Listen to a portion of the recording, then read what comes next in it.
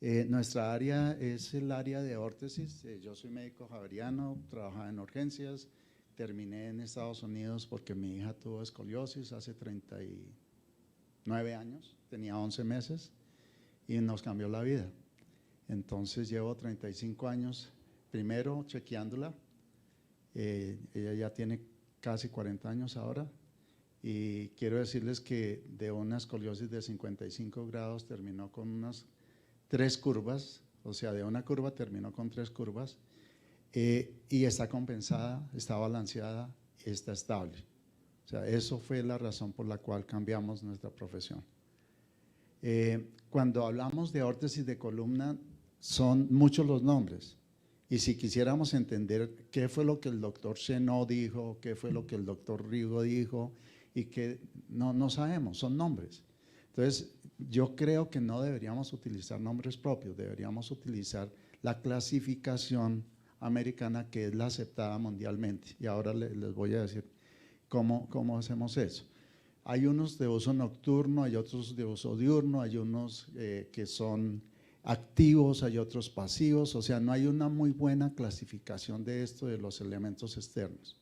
Entonces yo creo que pues tenemos muchas variedades y sabores, pero realmente no sabemos qué es la biomecánica de cada órtesis, o sea, qué ese elemento, qué es lo que va a hacer en mi paciente, qué estoy buscando con ese elemento externo para controlar la alineación primero, la deformidad segundo, y mantener al paciente en una buena alineación y con lo máximo de disminución de las curvas que nos permita la flexibilidad de la curva para poder hacer el tratamiento. Entonces hay unos nocturnos, hay unos diurnos, hay muchos estudios, ya los vimos esta mañana, pero yo tengo un problema con los órtesis nocturnas que son muy buenos reduciendo la curva, pero son muy regulares alineando al paciente, porque a veces hacemos lo que llaman la sobrecorrección.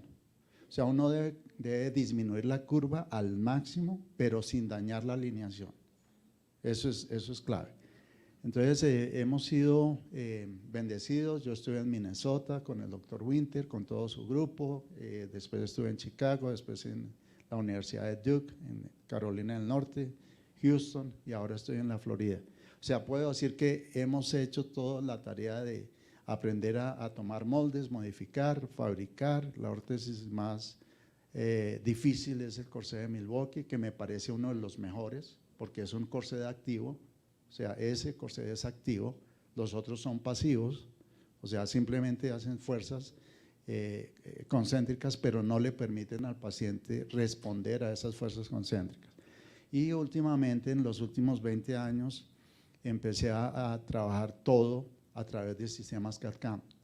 Entonces, eso es lo que nos ha dado una muy buena evolución para el manejo de las deformidades. Estamos utilizando toda la tecnología posible. Lo que quiero regresarme es que todo paciente tiene que ser visto a través de la alineación global y segmentaria. Si ustedes ven, no sé cuál es el pointer acá. Si ustedes ven el plano coronal, vista anterior, posterior, el sagital, izquierdo, derecho y el transverso. Podemos tener una deformidad en el plano sagital, digamos osteoporosis, solamente, específicamente. Es la línea central sagital, se mueve hacia adelante o hacia atrás, depende de si es solamente una patología sagital. Pero cuando es escoliosis, la línea coronal se mueve hacia un lado o hacia el otro, depende del imbalance del paciente, coronal. Cuando hay desviación coronal, hay rotaciones, así de fácil. Entonces tenemos que pensar cómo manejo la alineación primero y cómo manejo la curva después. Bueno, esto ya lo voy a saltar porque esto ya lo vimos perfectamente.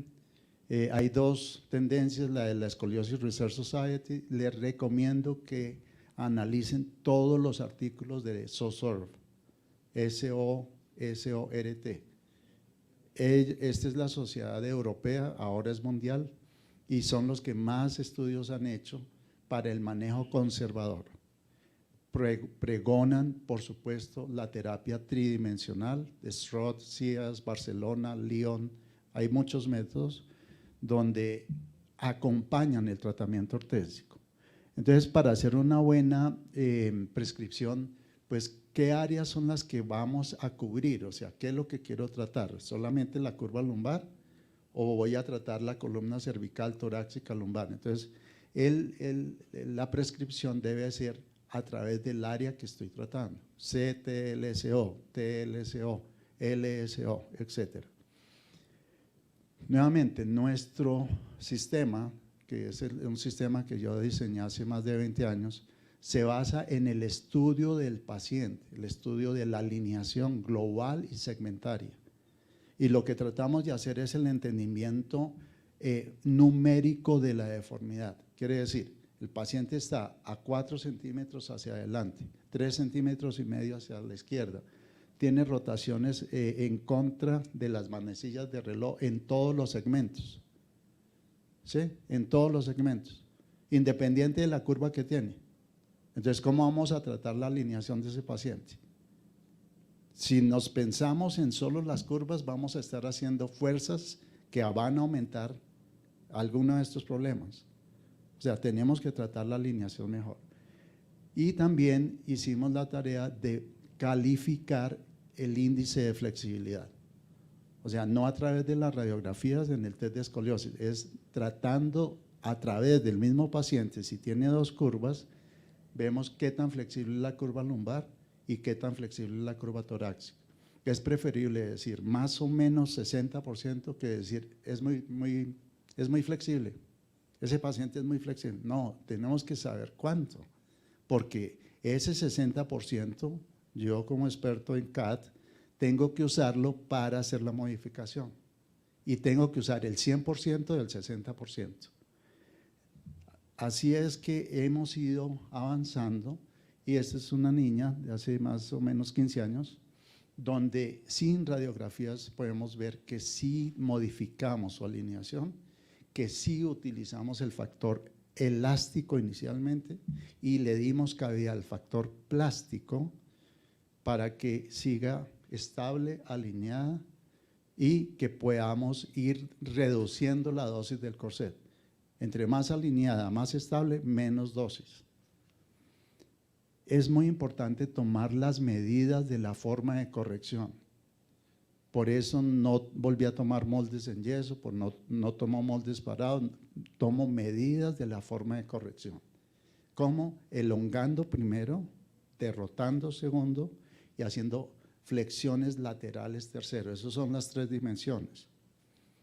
Entonces hay que posicionar al paciente para tomar las medidas exactas, porque el corset va a ser uno si lo toma parado o va a ser otro si lo toma en la forma de corrección. Entonces, esto es un método muy depurado, muy exacto, y el técnico, la fisioterapeuta o el médico que esté tomando las medidas tiene que estar pensando, el plano coronal lo quiero bloquear en los trocánteres porque este paciente necesita un trocánter más largo. La axila va a ser de esta forma porque este paciente tiene una curva alta por encima de T6, T7, entonces necesita una axila más alta. Entonces, en la medida que manejemos las medidas, entendemos cuál es la medida final, no es la medida antropométrica, es cuál es la medida final del elemento. Aquí vemos la forma de elongarlos, muy importante. El plano que nos da la posibilidad de crecer, de elongar, es el sagital. Por eso siempre tratamos el sagital primero, el transverso segundo y el último es el coronal. Hay que bloquear la pelvis. Generalmente tenemos inclinaciones pélvicas anteriores muy grandes y si no bloqueamos la pelvis para hacer inclinación pélvica posterior, no vamos a tratar bien la curva lumbar porque las facetas van a estar comprimidas, o sea, no hay forma de que le demos flexibilidad a esta zona. La torácica, esta es una paciente ya madura, donde yo siempre pienso que el tratamiento de las escoliosis es a través del tejido blando, muscular, ¿sí? Ella es bailarina profesional, pero está en imbalance, está progresando y estaba lista para ser operada en Australia. Me mandaron el caso, le pusimos una ortesis por 4 meses y cambiamos la alineación. Realmente yo no estaba buscando bajar la curva. Quizás la curva es muy similar, pero lo que sí es cierto es que la paciente está alineada, balanceada y está estable. Esta es una forma como tomamos el escáner con marcadores totales, donde el estudio lo hacemos con estos marcadores, ni siquiera el estudio EOS, que no lo tenemos en Colombia, ¿sí?, nos da esta información. Entonces terminé diciendo, tengo que hacer un estudio con marcadores para entender la tridimensionalidad y entender cómo está la alineación realmente, coronal, sagital y del transverso. Esto nos da una tabla que es mucho más larga que esta, pero nos da los números, nos da los grados, nos da la desalineación. Entonces, si yo tengo la ecuación numérica, puedo hacer el tratamiento numéricamente también. Este es uno de los ortesis, no me gusta llamar el corset Gauss, es una ortesis tridimensional por sistemas CAD-CAM.